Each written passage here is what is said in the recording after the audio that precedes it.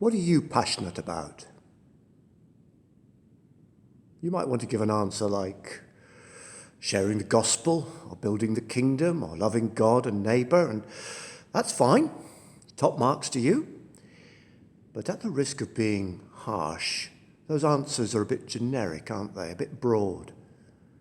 And the thing is, nobody's listening to your answer right now. So if you want to say surfing, or making model aeroplanes, or metal detectoring, or collecting coasters, feel free.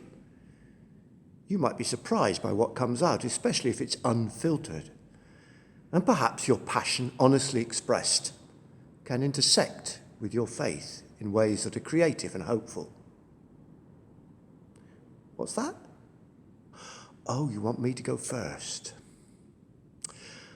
Okay, well, I can tell you that my passion is not a football club.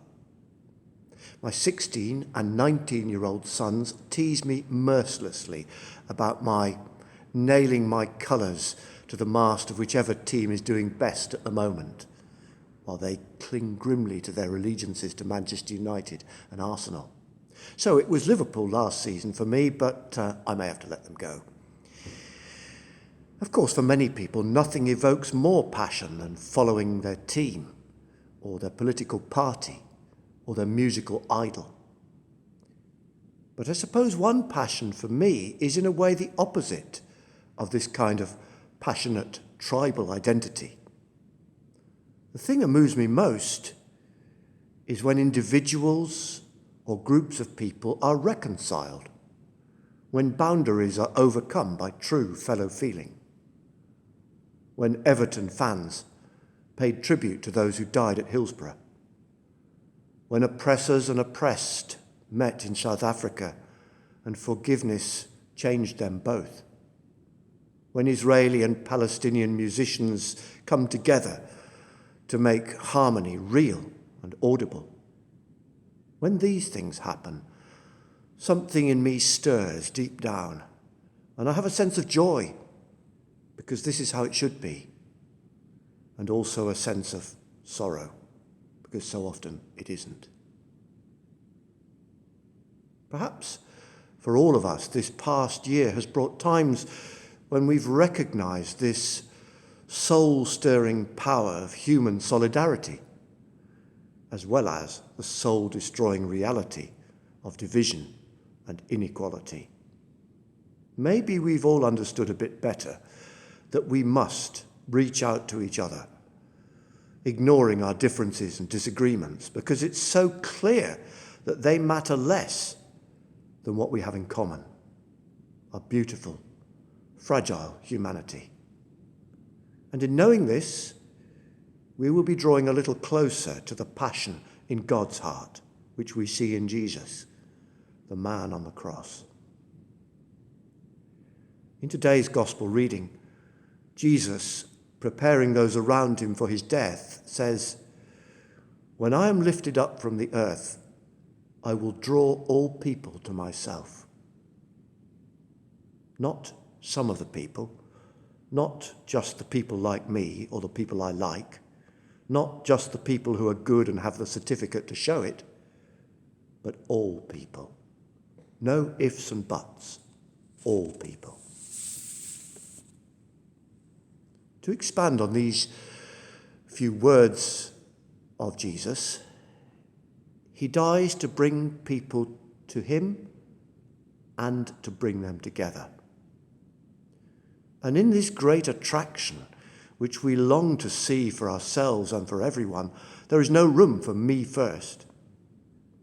If you're an iron filing being drawn to a magnet, you don't really have time to argue with your fellow iron filings about whether you're more important than them, or whether they're praying the right way, or whether you come from the right iron filing family. You're just drawn together by an irresistible force.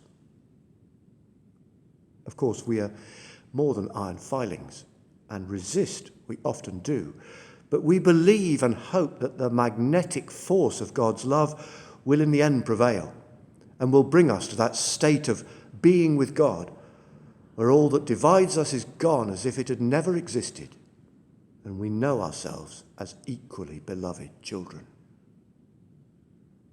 God loves us passionately, and Jesus is the proof of it. In fact, thinking of another common context for passion, dare we say that God is in love with us, besotted with his creation, that there is something of the fierce devotion of the new lover in how God sees us, wonderfully evoked in the Song of Songs. But there's a difference. New lovers, consumed by their passion, are famously blind to each other's flaws and failings, though they will have, if things go well for them, a lifetime of their eyes being opened, sometimes painfully, to the other's real nature. But God is in love with us with his eyes wide open from the start and all the way through. His passion for us is undiminished by his complete knowledge of what we're really like. He knows us fully, and yet he loves us with all the passion of one who, at every moment, finds new, astonishing beauty in the beloved. How can this be? I can't answer that, but I look at the cross and I see God's burning desire to take away forever human hatred, cruelty, and selfishness by taking it on himself.